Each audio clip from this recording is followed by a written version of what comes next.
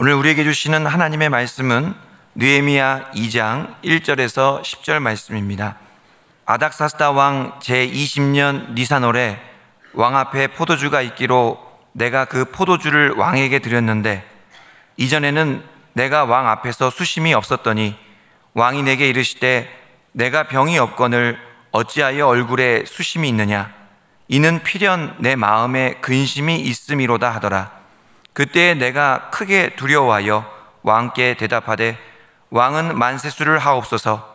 내 조상들의 묘실이 있는 성읍이 이제까지 황폐하고 성문이 불탔사오니 내가 어찌 얼굴에 수심이 없사오리까 하니 왕이 내게 이르시되 그러면 내가 무엇을 원하느냐 하시기로 내가 곧 하늘의 하나님께 묵도하고 왕에게 아뢰되 왕이 만일 좋게 여기시고 종이 왕의 목전에서 은혜를 얻었사오면 나를 유다 땅 나의 조상들의 묘실이 있는 성읍에 보내어 그 성을 건축하게 하옵소서 하였는데 그때 왕후도 왕 곁에 앉아 있었더라.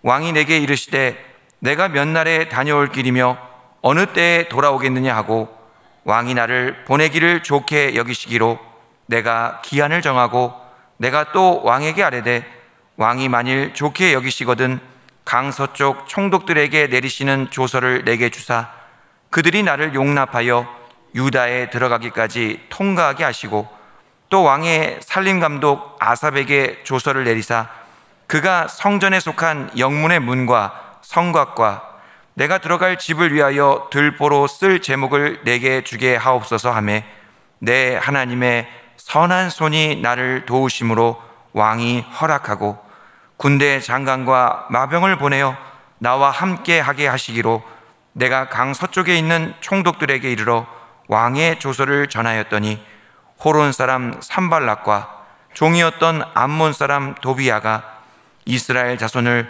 흥왕하게 하려 하는 사람이 왔다 함을 듣고 심히 근심하더라. 아멘.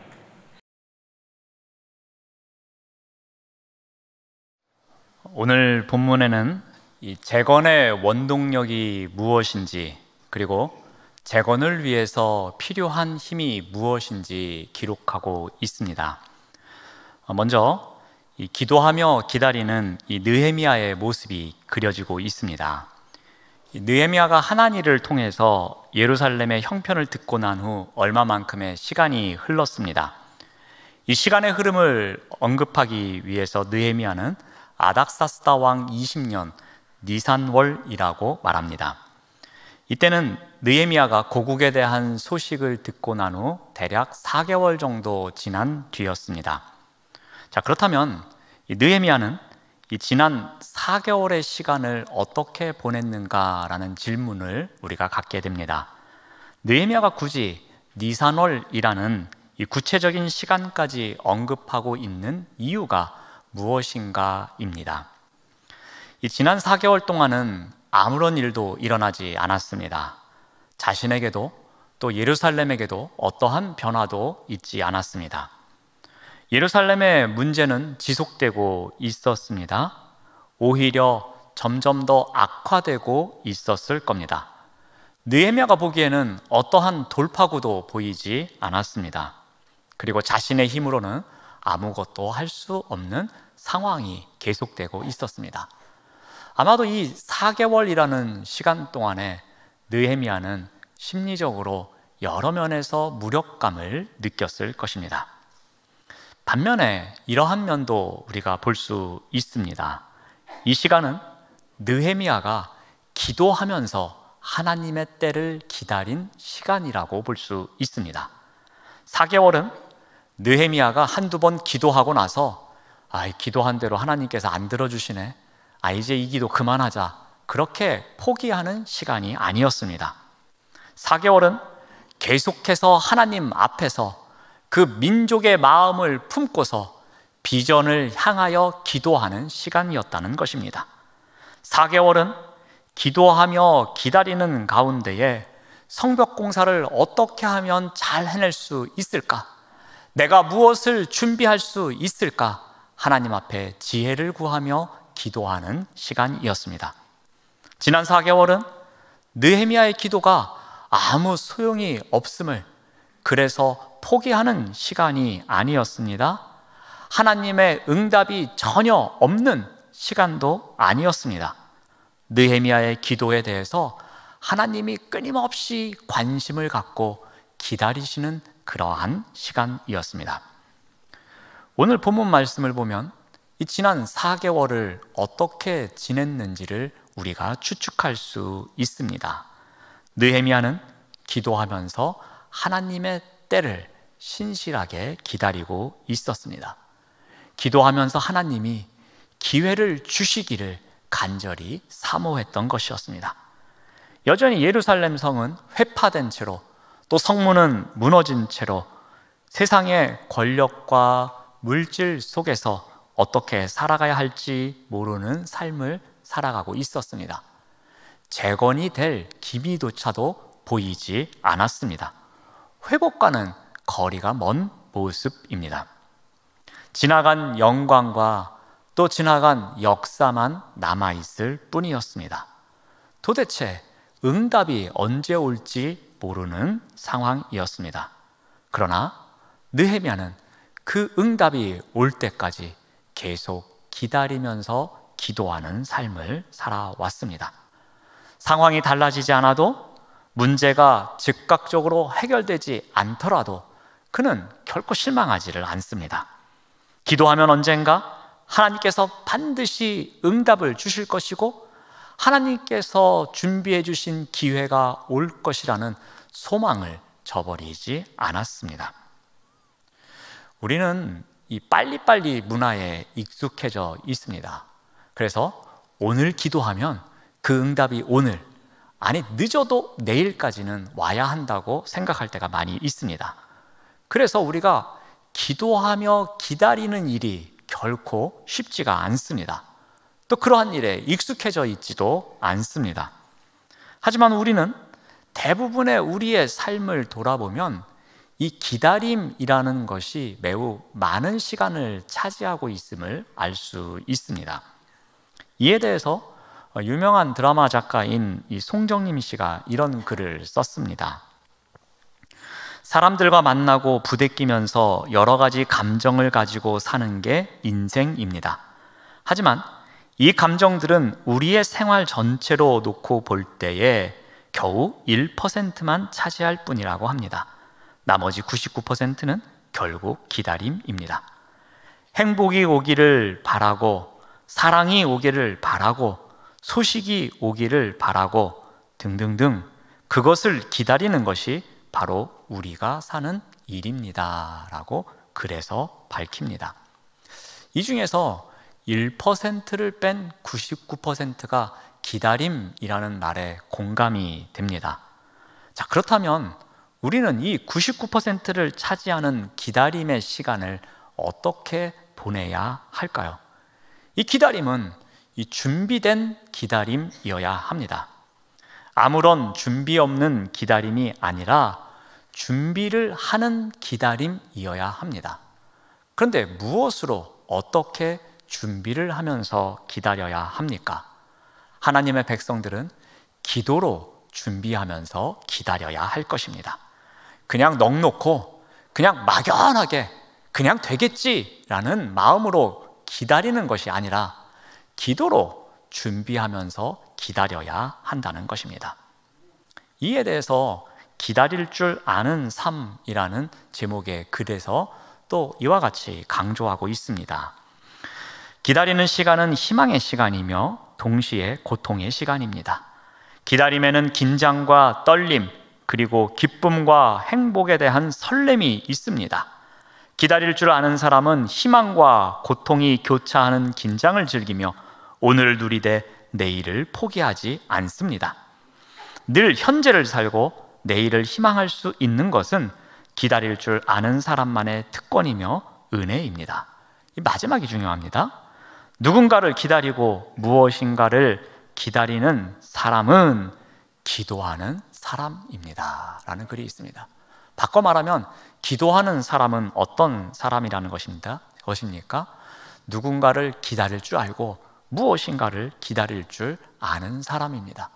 누군가를 기다리고 무엇인가를 기다릴 때에 필요한 것이 기도임을 강조하고 있는 글입니다. 여러분, 어거스틴은 매우 유명한 사람이고 위대한 사람이라고 우리가 설교 시간에 많이 들어서 아실 겁니다.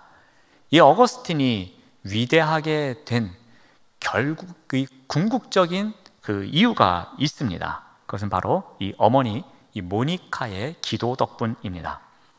모니카는 이 아들 어거스틴이 30여 년이 넘는 방탕한 생활을 할 때에도, 이교도에 빠져 있을 때에도 그를 위해서 기도하며 기다릴 줄 알았습니다. 그냥 아들이 집 나갔으니까 언젠가 들어오겠지 하면서 막연하게 기다린 것이 아니라 그 하루하루 아들을 위해서 기도하며 눈물을 흘리며 기다렸다는 것입니다. 결국 어거스틴은 다시 돌아왔고 기독교 역사에서 길이 남을 또 인물이 되었습니다. 그런데 그렇게 된 것에는 기다리며 기도할 줄 아는 어머니가 있었기 때문이었습니다. 우리의 기다림은 이 막연한 기다림이 되어서는 안 됩니다. 기도하면서 준비하는 기다림이 있어야 할 것입니다. 그래야지만 기회가 옵니다. 그래야지만 재건할 수 있는 힘을, 원동력을 얻게 되는 것입니다. 자, 드디어 느헤미야가 기도하며 기다린 끝에 그에게 기회가 찾아옵니다. 넉 달이 지납니다. 어느 날 느헤미야가 한 잔치에서 의전을 챙기고 있을 때였습니다. 그때 왕이 유심히 느헤미야의 얼굴을 바라봅니다. 이렇게 왕이 말합니다. 2절 말씀을 봅니다. 왕이 내게 이르시되 내가 병이 없거늘 어찌하여 얼굴에 수심이 있느냐? 이는 필연 내 마음에 근심이 있음이로다 하더라. 그때에 내가 크게 두려워하여. 여러분, 근심이 있으면 사람의 얼굴이 어떻습니까? 그 근심이 얼굴에 나타납니다. 왠지 안색이 좋지를 않습니다. 얼굴이 밝아 보이지를 않습니다. 무엇인가에 크게 짓눌리고 있는 표정처럼 보입니다. 아마도 느헤미야의 얼굴 표정이 그러한 것 같습니다. 예루살렘 성벽 제거는 이 페르시아 왕의 조서에 의해서 지금 정지되어 있는 상황입니다. 그런데 무엇보다도 그 조서를 내리는 사람이 에스라서 4장에 의하면 지금 눈앞에 앉아있는 아닥사스다 왕입니다. 이 가장 큰 난관입니다. 이 조서를 내렸던 왕이 다시 조서를 취소해줘야 되는데 이 일이 결코 쉽지 않았을 것입니다. 그러니 느헤미야가 얼마나 고민이 많았겠습니까? 4개월 동안 기도해오고 있음에도 불구하고, 기도하면서 기다려오고 있음에도 불구하고 이 왕에게 하나님께서 은혜를 베푸셔야 할 텐데 기도하는 가운데서도 그 느헤미야는 얼마나 많은 근심 속에서 살아왔겠습니까? 이러한 느헤미야가 즐거워해야 하는 자리에서 그의 근심이 가득한 얼굴을 왕에게 들키게 됩니다. 그래서 느헤미야에게 묻습니다. 너는 왜 보통 때와 얼굴 표정이 다르느냐? 아프지 않는 것을 내가 아는데 왜 이렇게 얼굴이 어두운지를 묻습니다. 왕 앞에서 슬픈 기색을 보이는 것은 그 당시에는 절대적으로 금기되어 있는 사항이었습니다. 특히 기록에 의하면 이 페르시아 제국에서는 왕 앞에서 굳은 표정을 보이거나 어떤 좀 수심이 가득한 표정을 보였을 때는 불길하다고 여겨서 사형을 집행한 적도 있었다고 합니다. 그러므로 아닥사스다 왕 앞에서 지금 느헤미야가 얼굴을 찌푸리면서 수심이 가득한 표정을 짓는다는 것은 그가 죽음을 당할 수 있는 위기에 직면할 수도 있다는 이야기입니다. 지금까지 쌓아왔던 느헤미야의 모든 성공적인 삶이 하루아침에 무너질 수 있는 순간이었습니다. 그에게 찾아온 최고의 위기일 수도 있었습니다. 그래서 2절에서 이야기하는 것처럼 그때에 내가 크게 두려워했다, 그렇게 회상하고 있습니다. 하지만 아무리 상황이 두렵고 내가 죽음을 당할 수 있는 위기가 찾아올 수도 있었지만 느헤미야는 말하지 않을 수 없었습니다. 그 마음 속에서 찾아오는, 그 마음 속에서 주신 하나님의 비전을 포기할 수가 없었습니다. 이러한 느헤미야가 어떻게 합니까? 4개월 동안 기도해온 그 기도에 대한 응답이 바로 지금 이 순간이라고 그는 생각합니다. 그 확신을 갖습니다. 그리고 왕에게 말을 꺼내기 힘든 그 순간이었지만 왕이 먼저 자신에게 말을 걸어온 것이었습니다. 느헤미야는 속으로 결심했을 겁니다. 그래, 정면 승부를 펼쳐보자고 생각했을 겁니다. 그래서 3절에서 이렇게 말을 시작합니다. 왕께 대답하되 왕은 만세수를 하옵소서. 내 조상들의 묘실이 있는 성읍이 이제까지 황폐하고 성문이 불탔사오니 내가 어찌 얼굴에 수심이 없사오리까? 라고 말합니다. 느헤미야는 자기 얼굴에 수심이 가득한 이유를 조상의 묘실이 있는 성읍이 불탔기 때문이라고 이야기합니다. 느헤미야는 여기서 매우 지혜롭게 말을 합니다. 예루살렘이라는 단어를 사용하지 않습니다. 자신의 조상의 묘실이 있는 성읍이 불탔다고 말합니다. 왜 그렇게 말했을까요? 이 예루살렘은 페르시아에게 있어서는 반역의 도시처럼 비춰졌습니다. 그래서 얼마 전에 이 아닥사스다 왕이 조서를 내려서 그 성읍을 재건하는 것을 금지시켰던 곳이 바로 예루살렘입니다. 그런데 그러한 왕에게 예루살렘에 대해서 언급하는 것은 결코 자신에게 유리하지 않을 것이라고 생각했던 것 같습니다. 그래서 그는 지혜롭게 말합니다. 저의 조상의 묘실이 있는 성읍이라고 말합니다. 자, 그러자 왕은 어떻게 또 묻습니까? 4절 말씀을 봅니다. 왕이 내게 이르시되 그러면 내가 무엇을 원하느냐라고 묻습니다.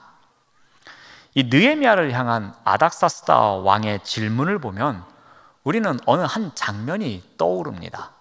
바로 아닥사스다 왕의 선친이었던 아하수에로 왕 시절에 에스더와의 질문이 생각납니다.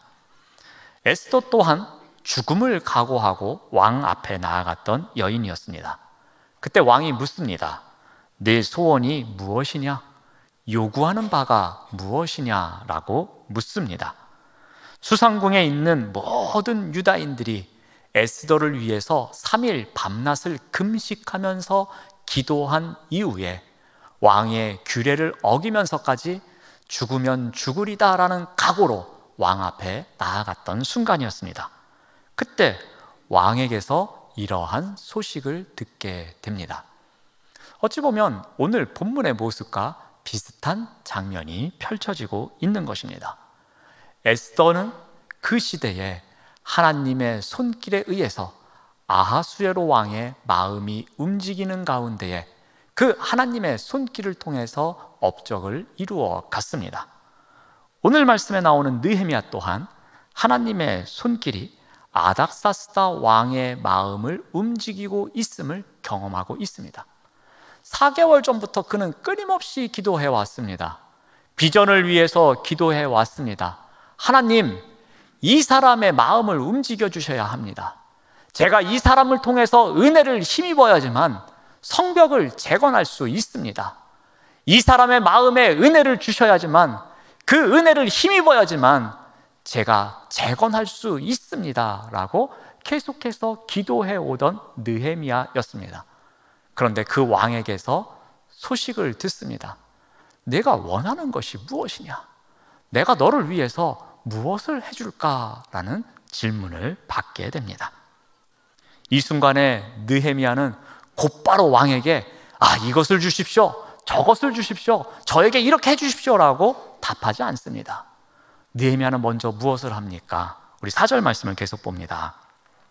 내가 곧 하늘의 하나님께 묵도하고, 짧은 시간이었지만 지금 이 시간만이야, 이 시간은 꼭 기도해야 하는 시간이구나 라고 생각했습니다.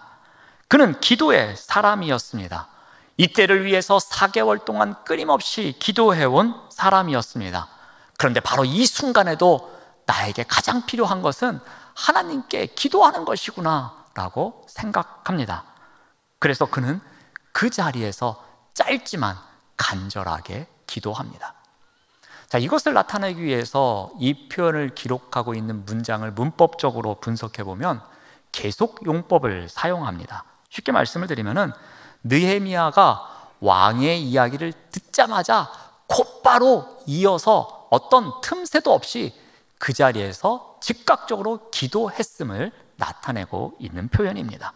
그만큼 그 순간에 느헤미야가 무엇을 해야 되는지 알았고 그것이 기도임을 알았고 그래서 그 자리에서 짧은 시간이라도 하나님께 기도했던 것이었습니다. 자, 이제 느헤미야는 왕에게 정중하게 요청합니다. 우리 5절 말씀을 봅니다.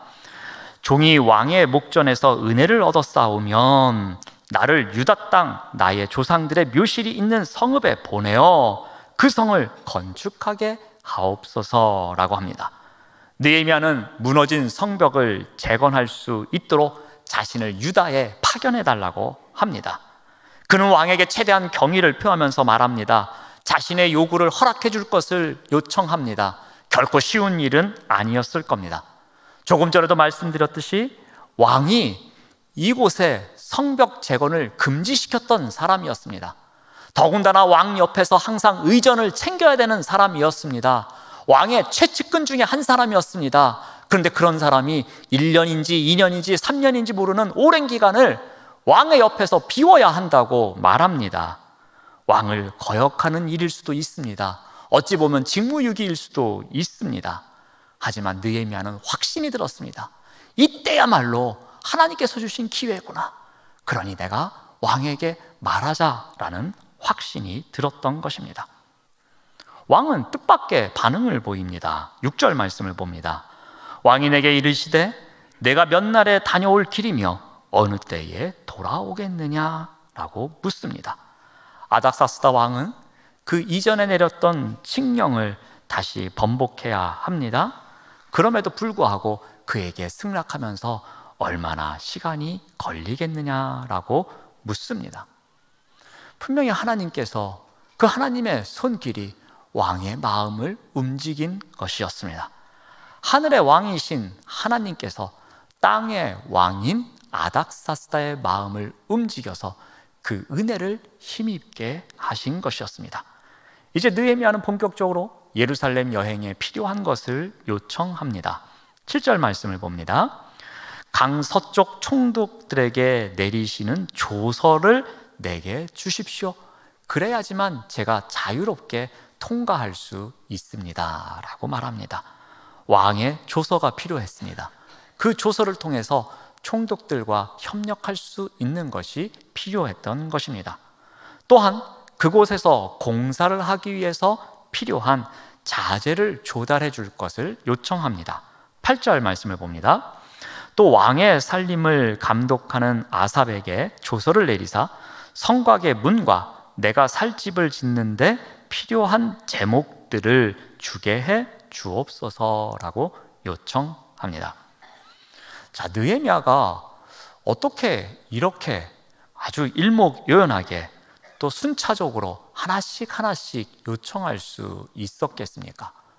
왕 앞에서 조마조마한 마음을 갖고 그 근심이 얼굴의 표정으로 나타날 때까지 한마디 말도 하지 못했던 느헤미야가 어떻게 이렇게 짧은 시간에 필요한 것들을 하나씩 다 이야기할 수 있었겠습니까? 그것은 바로 4개월의 시간을 느헤미야가 어떻게 보냈는지를 우리가 추측할 수 있게 합니다. 4개월 동안에 그는 기도하며 기다렸습니다. 그는 4개월 동안에 기도하며 준비하면서 기다린 사람이었습니다. 그래서 하나님께서 주신 이 기회가 왔을 때에 그는 준비한 것을 하나씩 이야기할 수 있었던 것입니다. 이 모든 일을 느헤미야는 무엇 때문이라고 고백하고 있습니까? 우리 8절 말씀을 봅니다. 오늘의 설교 제목이 담겨져 있는 본문입니다. 우리 한 목소리로 함께 같이 읽어봅니다. 시작. 내 하나님의 선한 손이 나를 도우심으로 왕이 허락하고. 느헤미야는 어떻게 고백합니까? 이 모든 과정이 하나님의 선한 손길이 있었기에 가능한 일입니다 라고 고백하고 있습니다. 이것은 하나님의 선한 손길이 없었다면 불가능한 일이었습니다. 하나님의 선하신 손길이 도우셨기에 왕이 허락했고, 또 왕이 조서를 내려주고 또 많은 자재를 얻을 수 있도록 허락해 줬음을 고백하고 있는 것입니다. 느헤미야는 심지어 구하지 않은 것도 받았다고 이야기를 합니다. 우리 9절 말씀을 봅니다. 군대 장관과 마병을 보내어 나와 함께 하기로 하시기로 내가 강 서쪽에 있는 총독들에게 이르러 왕의 조서를 전하였더니, 이 아닥사스다 왕은 느헤미야에게 덤으로 또 축복해 줍니다.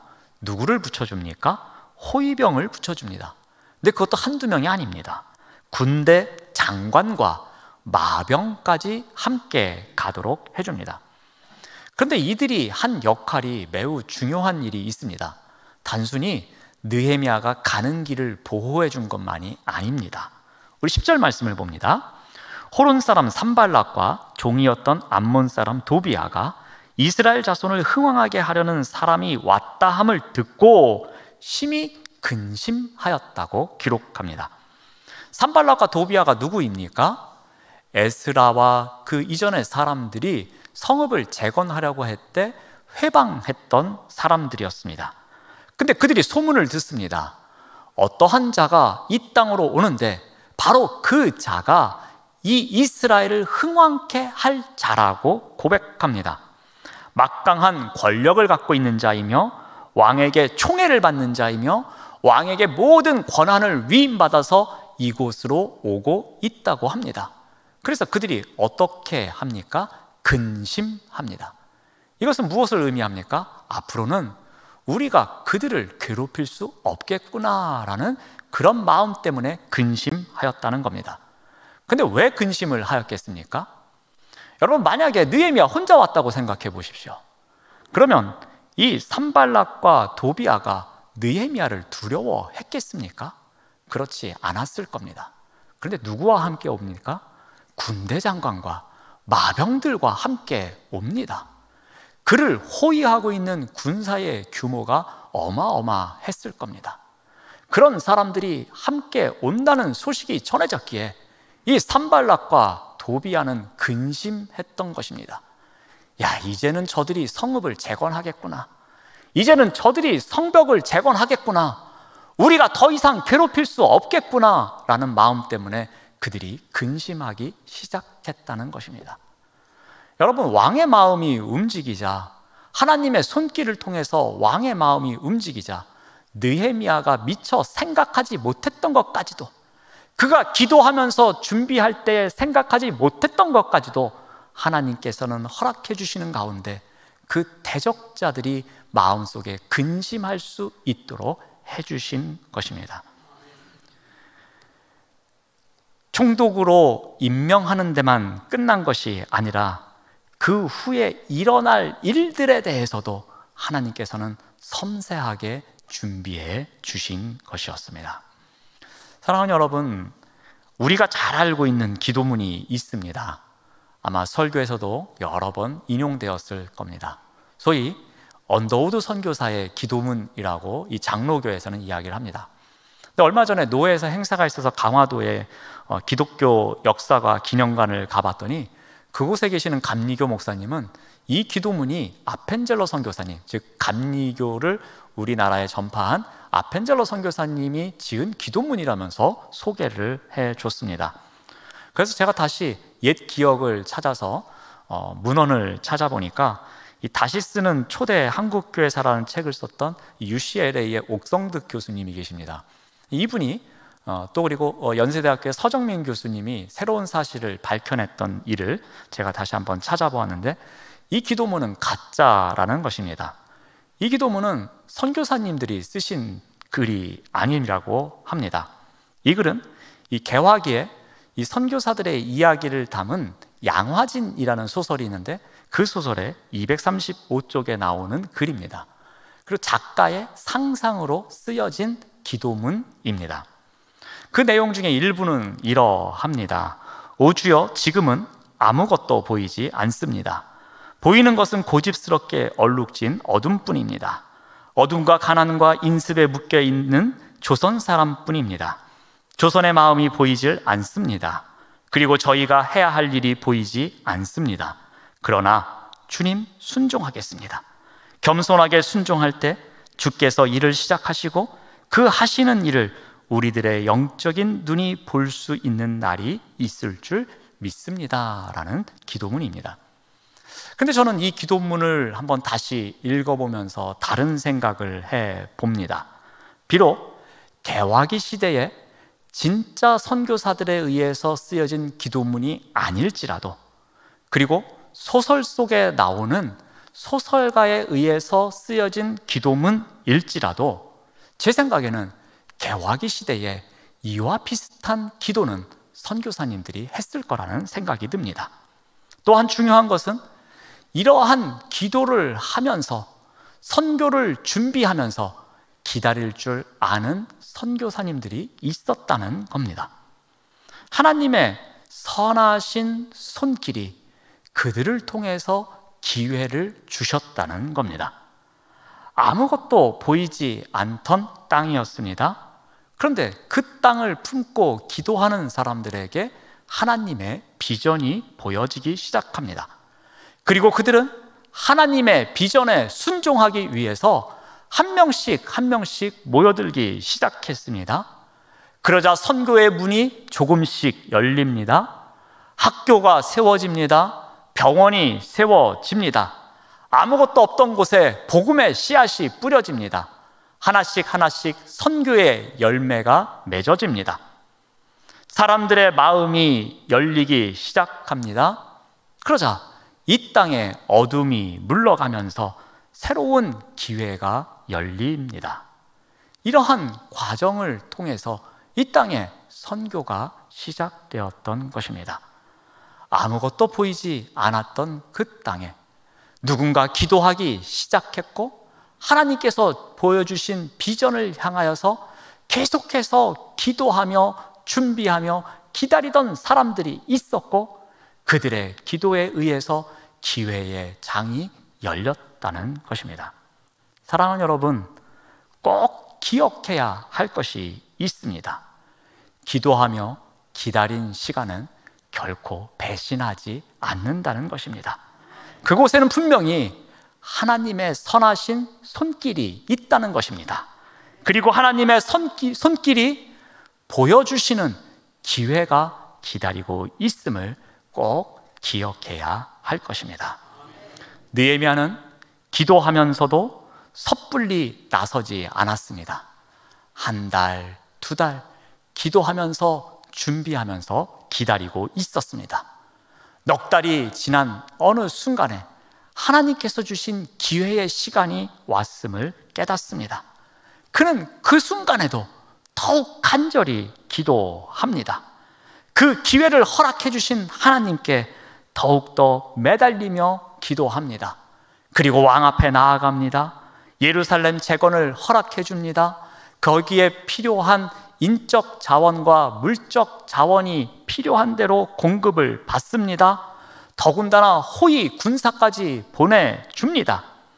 느헤미야는 이 모든 것을 하나님의 손길이 함께 하셔서 가능합니다라고 고백합니다. 이 재건의 원동력이 하나님의 선하신 손길이었음을 고백하고 있습니다. 사랑하는 여러분, 오늘 말씀을 통해서 우리가 꼭 기억해야 할 것입니다. 하나님은 느헤미야의 인생길에서도 그렇게 하셨듯이 우리 인생길의 배후에서도 우리를 연출해 주시는 연출가이심을 꼭 기억하시길 바랍니다. 하나님의 보살피시는 그 손길이 우리 삶의 모든 장면마다 이끌어 가시는 연출가이심을 기억하십시오. 그래서 우리의 삶과 우리의 신앙을 계속해서 재건해 나갈 수 있도록 힘을 주시는 분이 바로 그 하나님이심을 기억하며 살아가는 우리 모두가 되시기를 바랍니다. 기도하겠습니다. 하나님 감사합니다. 삶의 장면마다 보이지 않는 손길로 우리를 보살펴 주시니 감사합니다. 언제나 하나님의 선하신 손길에 힘입어 우리의 삶과 신앙을 재건해 갈 수 있도록 인도하여 주시옵소서. 예수님의 이름으로 기도드립니다. 아멘.